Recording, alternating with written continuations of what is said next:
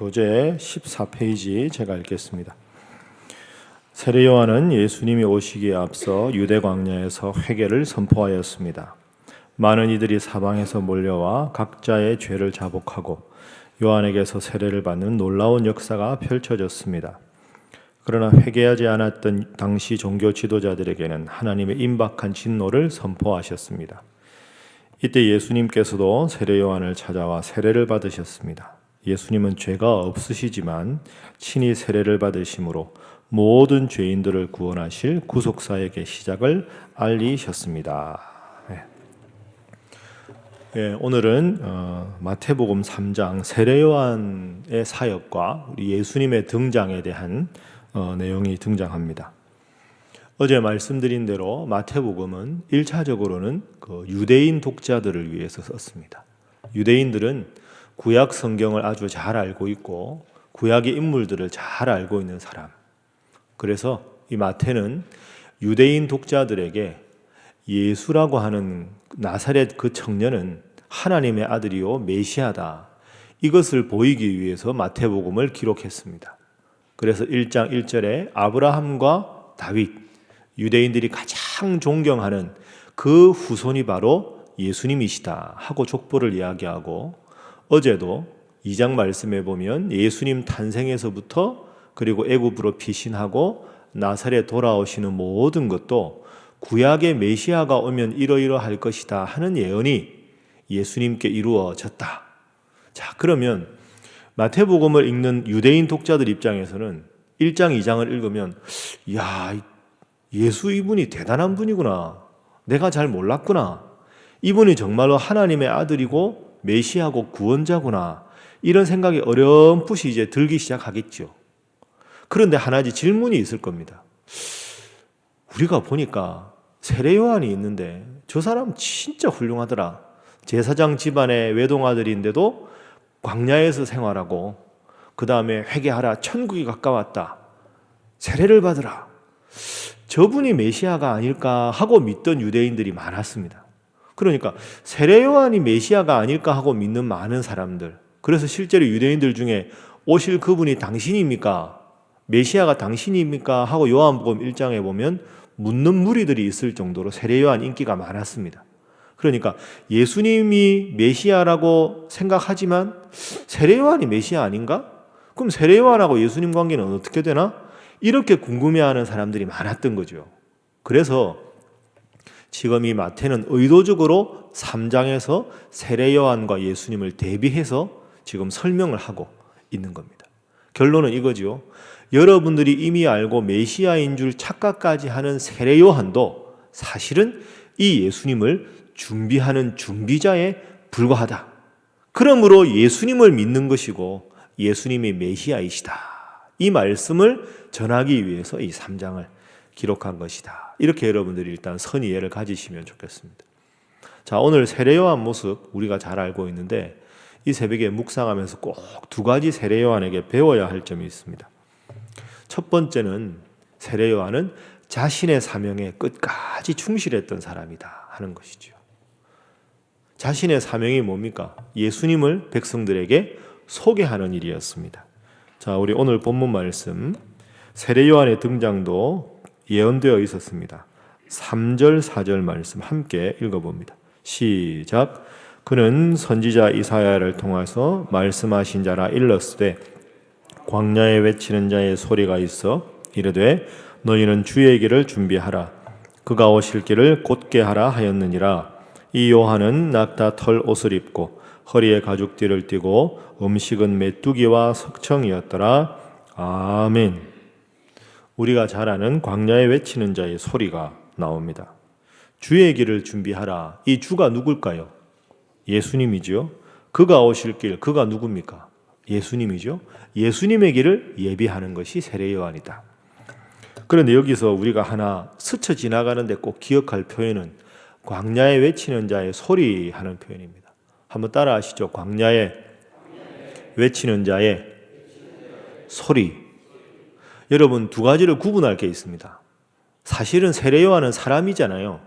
그러니까 세례 요한은 광야에 외치는 자 이렇게 하는 게 더 정확합니다. 세례 요한이 소리다, 이거는 말이 안 되는 거죠, 문법적으로. 광야에 외치는 사람이다 이렇게 안 하고 성경에 보면 광야에 외치는 자의 소리다. 그러면 소리라는 게 무슨 뜻인가? 제가 사실 이 설교를 2014년 7월에 제가 위임 목사 투표하기 전에 세례 요한 설교를 했었습니다. 기억이 안 나시는 표정인데 기억나시지요? 한번 생각해 보세요, 여러분. 이 광야에 외치는 자의 소리라는 말은 그 당시 배경에서 이런 겁니다. 옛날에 고대에 두 나라가 전쟁을 합니다.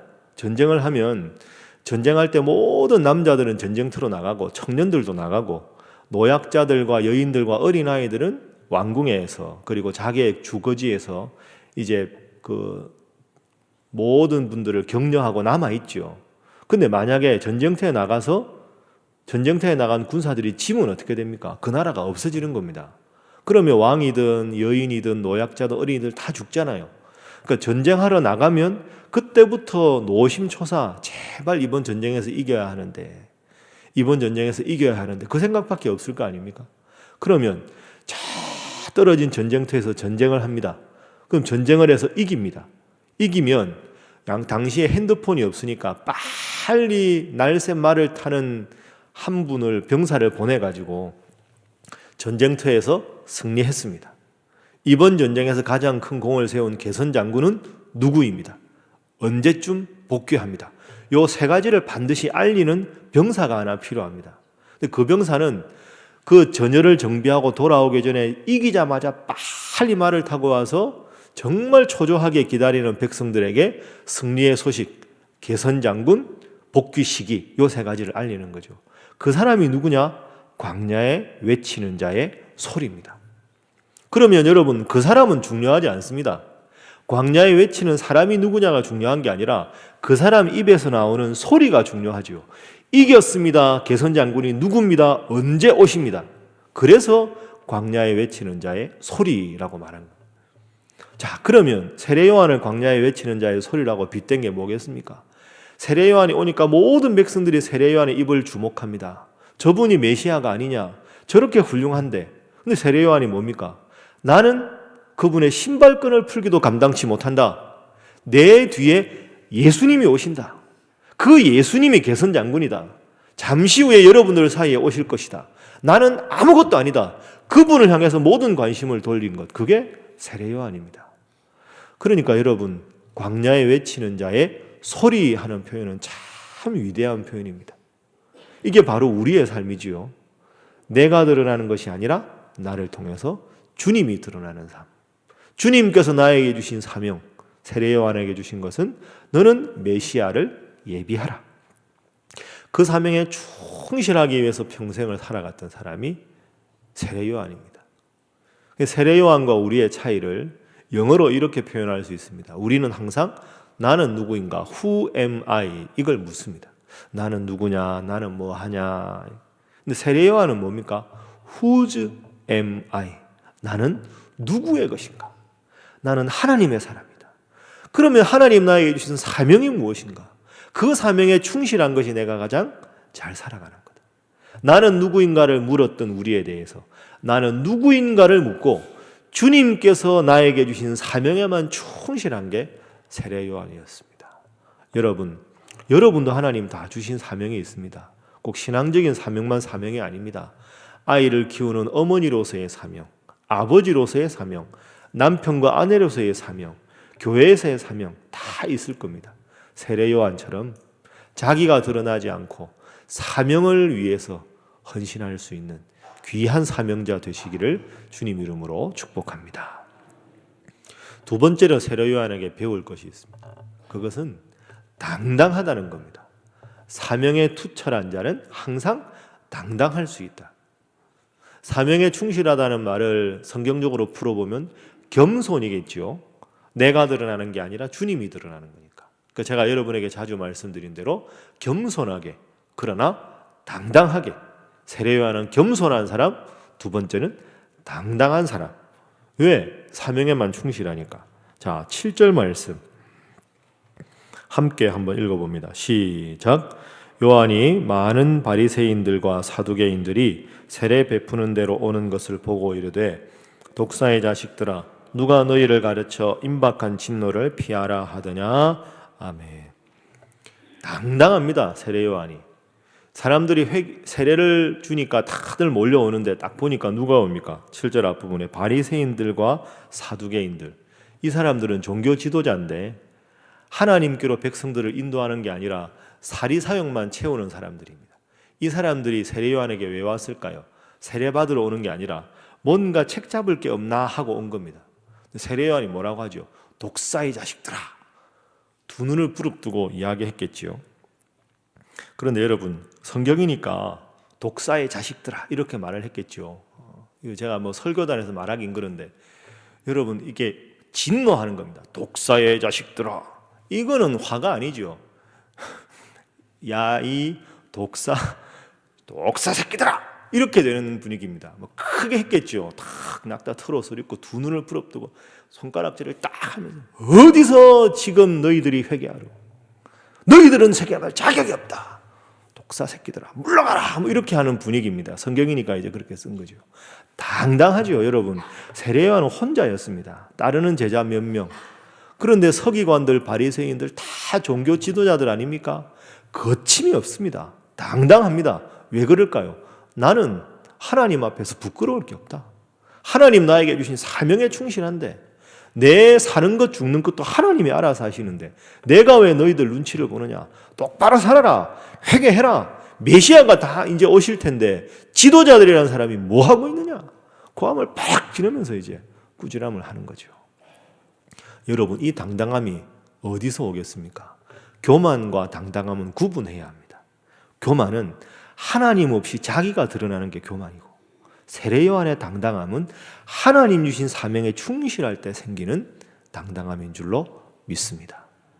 오늘 하루 살아가실 때 여러분 당당하게 살아가십시오. 여러분 모두는 당당할 수 있습니다. 왜?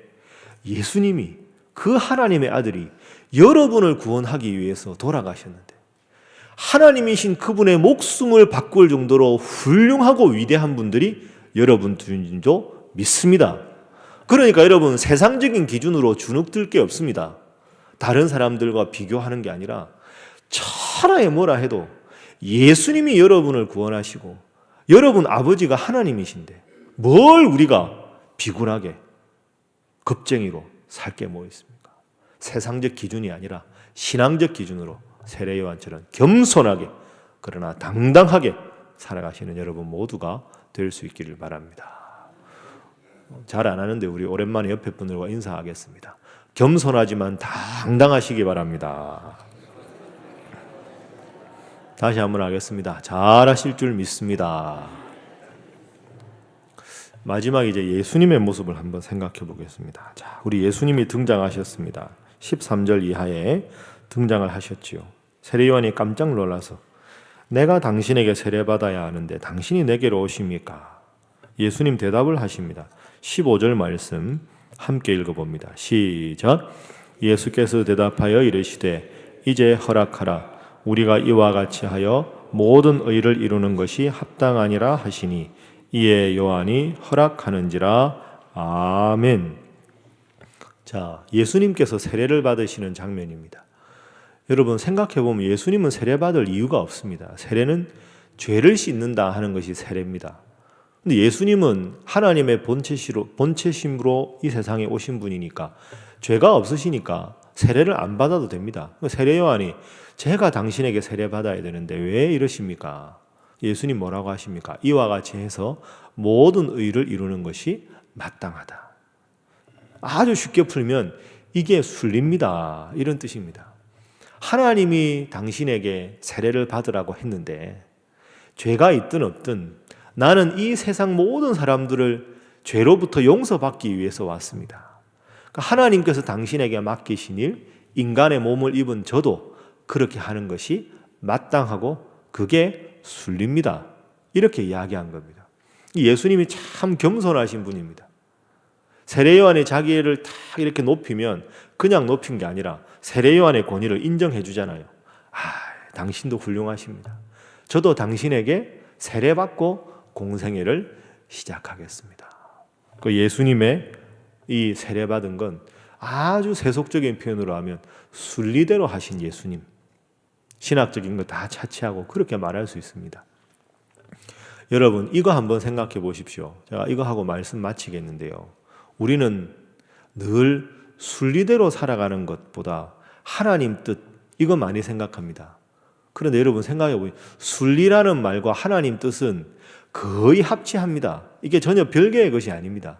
하나님은 질서의 하나님이십니다. 그러니까 모든 일은 누가 봐도 상식이 통하고 참 저게 맞는 일이다 하는 방향으로 가는 게 거의 한 90% 됩니다. 그런데 때로는 그 순리를 거슬러서 하나님께서 특별하게 역사하시는 것이죠. 하나님 우리에게 생각하는 능력을 주셨습니다. 그러니까 교회 일도 당회가 있고 재직회가 있고 직분자가 다 있고 그래서 모든 일을 서로 합의해서 질서대로 움직여 나가는 거죠. 하나님이 모든 안건마다 갑자기 구름 기둥 가운데 촥 나타나셔서 음성을 하시는 게 아니라 하나님은 우리에게 같은 생각을 주시고 같은 생각으로 동의 제청하고 결정해서 순리대로 이끌어 가시는 분. 세례 요한에게 세례를 받고 이 모든 것을 이렇게 하는 것이 순리입니다. 마땅합니다. 예수님이 이렇게 말씀을 하셨습니다. 그러므로 여러분 범사에 기도하십시오. 그러나 기도에 확신이 없을 때는 너무 무리해서 모든 일을 하지 마시고 하나님께서 내게 주신 생각으로 그리고 여러분이 속해 있는 교회 공동체 각 그룹에 여러분들 모두에게 주시는 순리대로 은혜로운 마음으로 그렇게 하십시오. 그거에 자꾸 달라질 때는 기도해야 되지만 순리대로 움직이시는 하나님, 모든 질서를 그대로 존중하시는 우리 예수님의 모습이 오늘 본문에 드러나고 있습니다. 말씀을 정리하겠습니다. 세례 요한은 겸손한 사람, 그러나 사명에 충실해서 당당한 사람, 우리 예수님은 순리대로 거스르지 않고 행한 분이었습니다. 오늘 하루 살아갈 때 세 단어를 꼭 기억하셔서 겸손, 당당, 순리 이 세 단어대로 살아가심으로 승리하는 하루, 주와 함께 동행하는 하루 되시기를 주님 이름으로 축복합니다.